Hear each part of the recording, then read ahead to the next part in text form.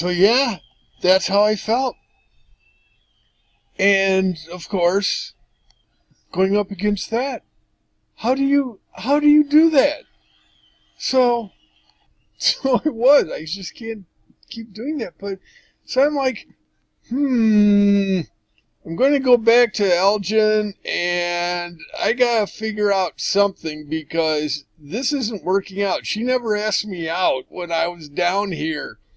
But it was, it was so close, but I didn't do it. I didn't go, let's have dinner. It was like waiting for her. I did the horseback. Now you get to say, I owe you a favor, or however that says right, where let me take you out. And then it was like, okay, that's what I need, is the okay. But she just went along with the horseback thing. I'm doing the circle around this guy's mouth. I'm sorry, dude. I'm sorry. Look at that. He's got it all slicked back. I'm looking fine for the ladies. Oh, God, what is that? We have the same Adam's apple. Maybe that is me. No, because this. No. To this day, I've got a little thing there, but not that. Not the same ears. Anyway, I forget where I was going. Anyway. So, I don't know where I just got to get going. This is dragging on way too much. Sorry. And so I had to go back to Illinois, and nothing was established. So I got back into the letter writing campaign, and then toward the end of the summer is, you're making me uncomfortable, or, I can't keep up. You're making me feel guilty. She didn't say uncomfortable. That came years later. And she said, I can't keep up writing with you. I'll see you this fall and stuff. And she stopped signing Love, Jill. Oh, God. So I go back that fall, and that's where this is all leading up to, because this is a little funnier story. The horseback kind of went, okay, build up, funk. That thing kind of petered out fast, didn't it? God. So we go back. So, all right, think I'm set up. So we go down there in the fall. Now it's the beginning of sophomore year, and I call her up. I'm living at the Fight Out House, and she's at the Phi Muse, wherever they are. And I said, look, and this is where I'm bad, but I've got to do what I've got to do. Called her up, and I said, look, I've got a geotech course, and we're supposed to take pictures of farmland to look at alluvial tills, glacial alluvial tills in the area. And would you happen to be able to fly me around around Purdue so I can take pictures of the farm soil? And she goes, yeah, I can give you a ride. Because she had her pilot's license and she could go up with someone. And I had this thing where I thought this will put her and I in the same proximity, forced, and I will get enough gumption to ask her out.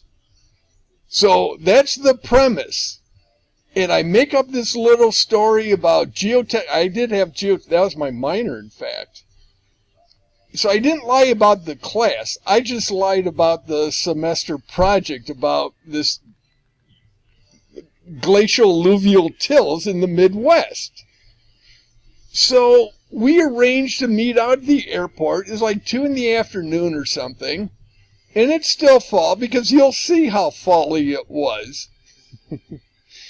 So we'll go out to Purdue Airport, and we meet out here. And, I mean, the first taping was a little bit above the top on things, but I'm remembering little things. But we rented a plane. It was $80. It was like it was either $40 or $80. The cast was $80. The flight was $80. The horseback was $40.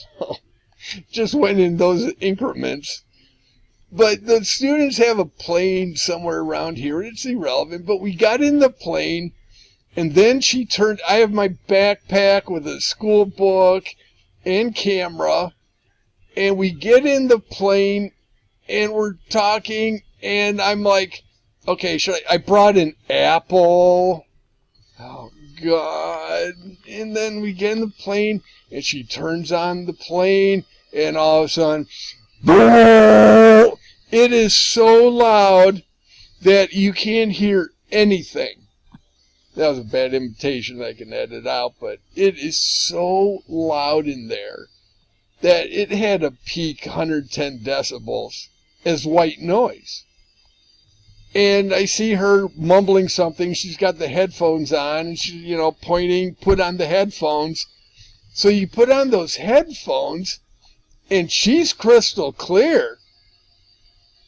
And I'm thinking, I've got this nasally voice, and I start getting self-conscious and probably spitting my S's and getting flashback. Hope you have a good S day.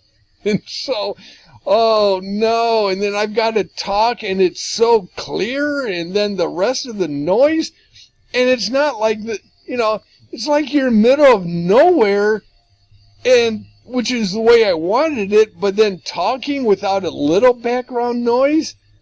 So I'm not going to ask her out with this. Oh God. Then so we get up and we start going down the runway, and then here's the story as it goes, that I think right about here is where my game plan fell apart. It was, and then I know we had to go down here, and we take off up here because all the rubber's on the road where you land that way or whatever. So we're taking off, and it's like, this is not going to work. So we start going up, and we'll go up, and we go up, and we go up. And then she goes, well, point out where you want to go. So I point over here. No, I'll point over here. And then so we get this little area. No, it was right. Then we go over here. And then you think, well, I've got this stupid airplane for an hour. We go along here and we're flying. And then we do that loop in like 2 minutes. And she's like, what else? So I made up another area, and I pointed out and go back a little bit. I go, why don't you go over there? So we go into big. I go, no, we need bigger area. So let's go over here. And but just hold on. So you go along here and you start circling around, and it's like, well, that's 5 minutes. I still have 47.5 minutes to go. So, hold on. So you know where this is. I had to get rid of the roads and stuff. So you know where this is going. You know where it's going. We're flying around, then we go there, and then we circle some more. And then at this point, she's kind of like, it all kind of looks the same. And I'm acting like, no, because Jill, you're just not a geotech smart guy like I am, because I'm freshman engineering, or sophomore engineering. And you're just aviation tech. No, but it was like, now I bought the story. I got to act it out, because we'd do the little loop, and she'd point down. She goes, you want me to go there? I said, yeah. So she'd go down, and she'd circle around, and then she'd look at me and go, okay, what else? And so I go, well, how about over here? So, I'm not going to ruin it. That's, we go over to the last area, and then we circle around that. And she goes, do you think you have enough, or is there anything else? And I'm like, no. She goes, well, you got time left. I said, no, I think that's about it.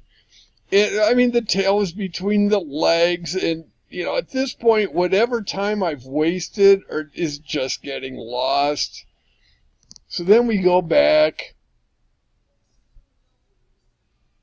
And this is like the horseback. Maybe it's build up and then nothing, but we got back here and we land, and then I'm doing nothing. I'm just so flabbergasted because nothing's working out, and she's treating it just exactly what what our contract was.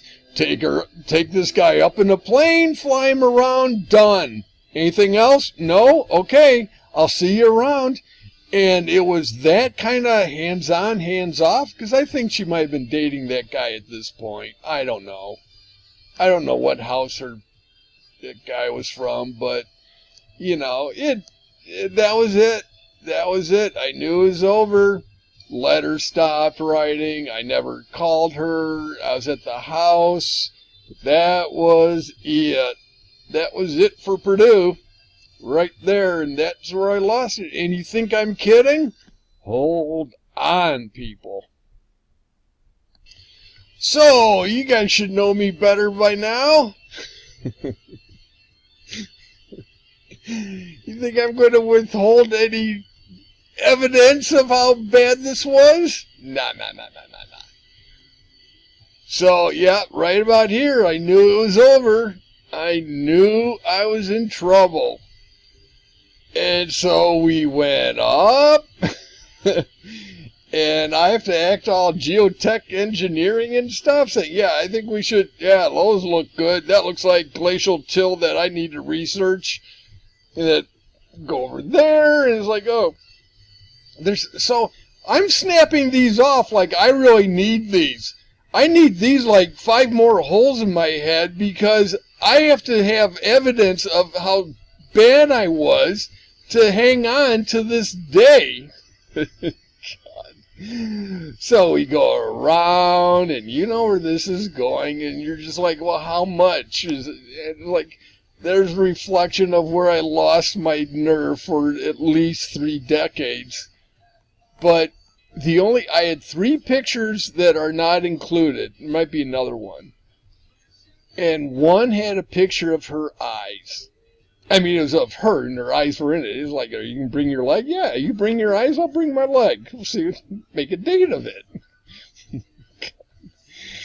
And so I had this picture, and I told it in the other one, I don't know if I got it right, but the reason I held on to that picture for so long was after my brain blew up in 2007, I had this thing in the back of my head. Well, yeah, it's a remote infarct that left a hole, 13 by 4 millimeter infarct. But it was just one of those where I thought, this is the reason that now Jill might be in the picture. That God has put her in my life, and it's all coming to fruition. So that's when I started looking at all these letters, and I thought, oh my God, this girl that I was, So that's when I found her name, and I went through the letters, and I kind of took off the freshman, sophomore blinders of, don't read everything as being negative. And, the love Jill resonated, and it's like, oh my God, maybe this is why God's putting. And so that's what I'm trying to say is I keep thinking that God's because Mick had just blown, that was done. You have your dad fry my brain. I think that's a deal breaker. Mickey might have had good penmanship. I don't know. But, frying my brain out, that's something I have to say, I gotta rethink our situation here. And then all of a sudden I come back and I think God put, this image back in my head. So where I'm going with this is I had that picture of Jill, and then I had that thing downtown Chicago with the art fair, the Strictly sale where I could show all the drawings of the posters. And I'm thinking Jill's going to show up. That prophetically this is all going to work out. That somehow she got my letter. She knows how I feel. I told her about this show, I think. And she's going to show up. And finally ask me out after all these years. And so I look at this picture. I go, no, it's not going to happen. Yeah, it's going to happen. That's the way God works. He does funny things. And so I go to this show, and you know what happens. Nothing happens. And that's why I tore that picture up, because I go, I'm getting too goofy on this person. I've already gone goofy. But, looking at this picture going, those eyes, and so Anyway, so those are the other pictures. Then one was of her hand on the, I'm shaking my hand. Oh my God, the wheel. It's all airplane technical, I don't know. They call it a wheel? Or the steering thing? Anyway, and then the other one was the instruments, which is one of the Purdue pictures. Right? You remember? I think. And, so yeah. Anyway, so you think I'm done now? No. Nope. Lots more. Still a lot more. And this went on and on. It's like, oh, there's Purdue. You want to go around? Yeah, let's go. There's a fight out house down here. It's like, or over here. Actually, it's over here.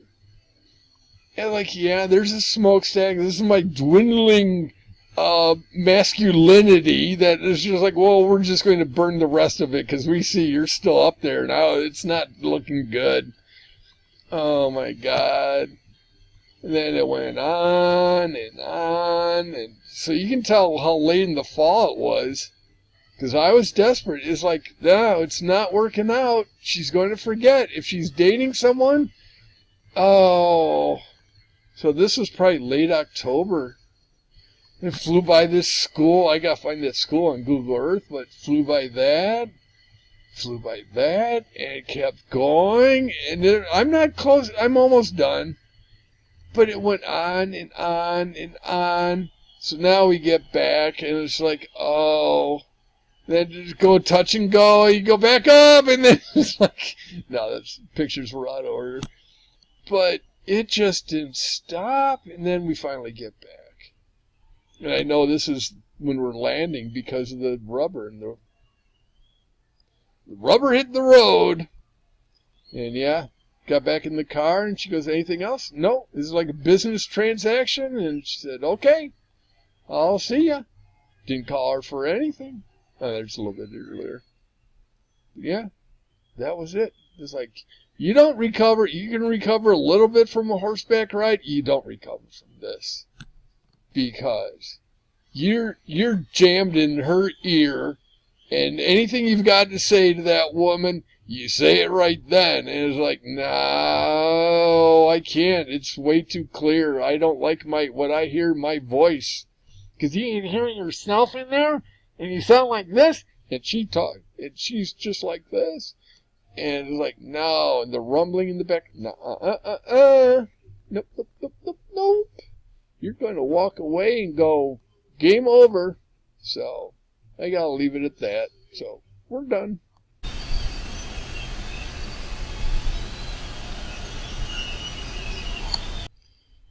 Okay, so, this is taking off. This is 2 seconds before.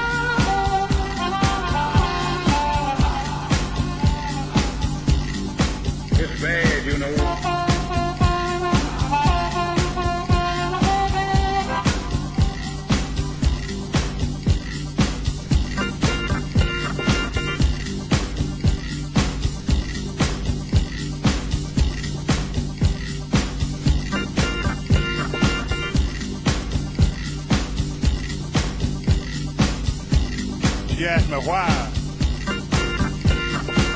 I just went on and told her. She asked me why. I just went on and told her. She asked me why. I just went on and told her. She asked me why. I just went on and told her. That Indian blow the whistle, if I made it ring the bell. That Indian blow the whistle, if I made it ring the bell. That Indian blow the whistle, if I made it ring the bell. That Indian blow the whistle, if I made it ring the bell. It's bad, you know.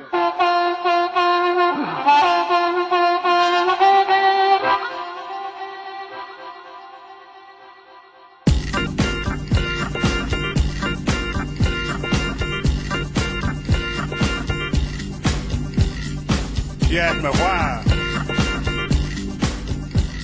I just went on and told her. She asked me why. I just went on and told her.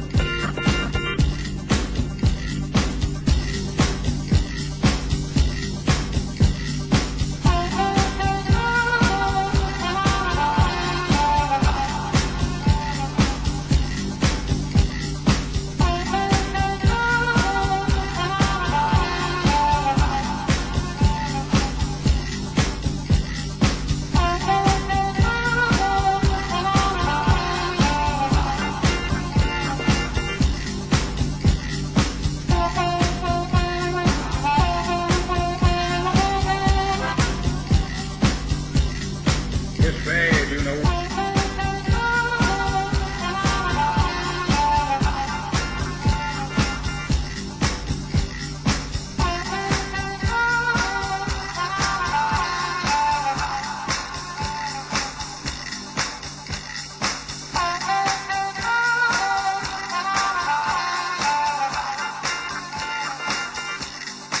It's bad, you know.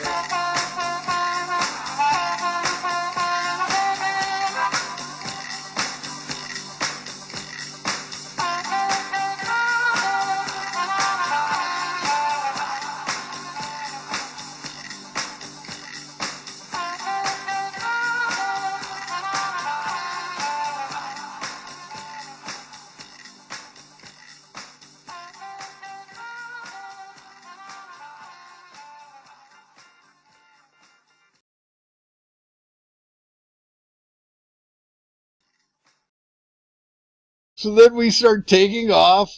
We get up, and it's like, okay, how about going over there?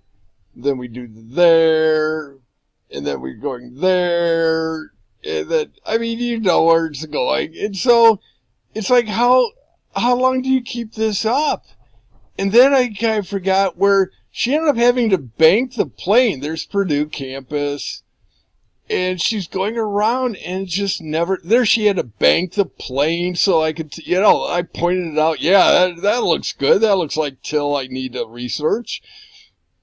It's going up again. I mean, it's completely dead. There's a school, it's just probably in Kentucky. And, farmland is like, I don't even know if there's alluvial till in the area. I just try to use these geotech garb words to make it sound like I'm educated. Getting me an education at Purdue. So, banking again, and you can see the reflection of shame in the window. Instruments. I only had 3 pictures that aren't included, and one of them are the only pictures I ever had of her, and her eyes were in it.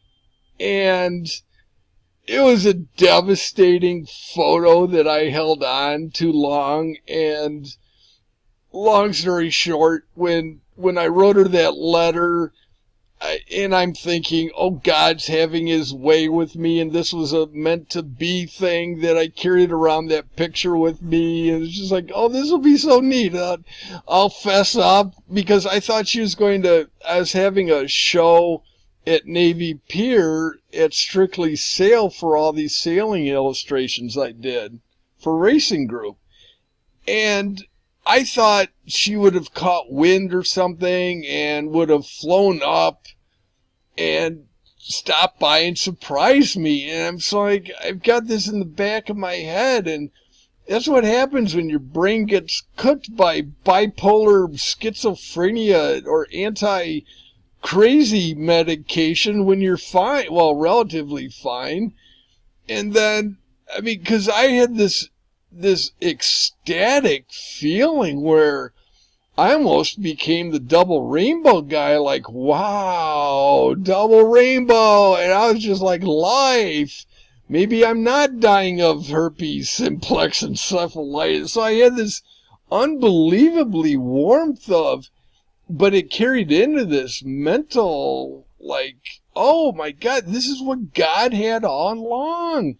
He's meant this to be. So I carried around this picture with her eyes, and then one had her hands on the instruments or the stick throttle, and so obviously she never showed up, but I was so devastated and felt, you know, there I crossed the 50-yard line of creepy McPherson, but she didn't see me. There was a TV timeout and she didn't see it. But oh my God, so then it just kept going and going and going and going and going and going and back to Purdue. There's my smoldering hope of any type of machismo, whatever, machoism, machismo, whatever. See, if you can't pronounce it, don't use it. If you're not it, you can't use it. So there's the football field, and boyfriend's probably saying, who's that dork up with my girlfriend? It's just so bad. There's Purdue going, oh, let's go back out, more farm, let's just land, cause that's taking off. Go back up, yeah, do a touch and go back out, no, let's go back down. Because you can tell the rubber hits the road. It's just, yeah, that's it. But, oh my, 32 photos, and I'm not sure how we left it, but, you know, you have to deplane, and I'm getting everything into this big, ugly, bright yellow, orange backpack I had, and going out to, she probably drove, and it was just so uncomfortable, and there's no plan. You know, probably the parting words were, well, good luck with your report. If you need anything, just let me know. It's no problem, because I'll be happy to fly you if you need it, and $80 of gas, which probably tapped me out till my junior year. But, oh, it was a complete disaster, and I never told her that this was a total lie. But when I started using the same type of fabricate a situation and, oh, just coincidentally, if you're up in an airplane taking pictures of alluvial till, can I go with you? But, oh, it was just bad before. But again, another plan that high hopes, and they just died in the parking lot afterwards. And I didn't talk to her. That was it. That was it. And the thing is, she didn't drink, and I didn't drink much, if at all, at that point, kind of. I mean, I did, but I didn't, and at this point, it was, I made my non-drinking known until we bought the bar at the Fight Out House. So I guess my sobriety didn't last long. Jeez. But yeah, a bunch of guys, there's a empty storage in the basement of the Fight Out House, and 4 of us, Pete, Sampson, Brad, Sawyer, and Hoo Heston, and we bought this area, and we turned it into a bar called Uncle Sherwin's. And long and short of it, you talk about ways you could have not ended your, or quickly end your college career. I think we counted up 7 violations that we owning this bar. I mean, it was a full-blown bar. We had top shelf, we had regular, we had a keg, we had a refrigerator keg, we had, we had a pizza maker. We had a Tombstone pizza maker, for crying out loud. But we packed it in. We were, Uncle Sherwin's, February? What's going on? Nothing. Let's go over to the Phi Lodge and see if anything's going on. Uncle Sherwin's, we packed that thing. And I was usually the bartender because Brad had a girlfriend and Pete started dating someone and Hoo was dating someone. And so all these, so I was the bartender. That's fine. That was my social life. That was where I threw myself a birthday party when I turned 21 senior year. But you just barely see. I'll try and dig up a picture, but that's Uncle Sherwin's sign I made, and that's my old stereo. But it was this old thing. We painted it up. This is a bar. I had this mirror, and I gave the pictures away. But I made this like 32 by 40-inch mirror with this Uncle Sherwin's logo on it, and I put up the bar. Oh, I don't know if I have that, but it was neat. And we had the shelf booze on it, and we had I put lights all around. The thing weighed about 70 pounds. I mean, we drove Hilti anchors into this brick to hold this thing up. But it was a 3-dimensional hanging mirror. Oh my, it was beautiful. I'm not trying to brag, but I could copy stuff and scratch them on mirrors really easily. And, I wish I could find that. Because it was, it was impressive. Let's just say impressive, not bragging. But Pete ended up with it. And at a reunion, I sent him the pictures. But anyway. But yeah, that was Uncle Sherwin's. Oh,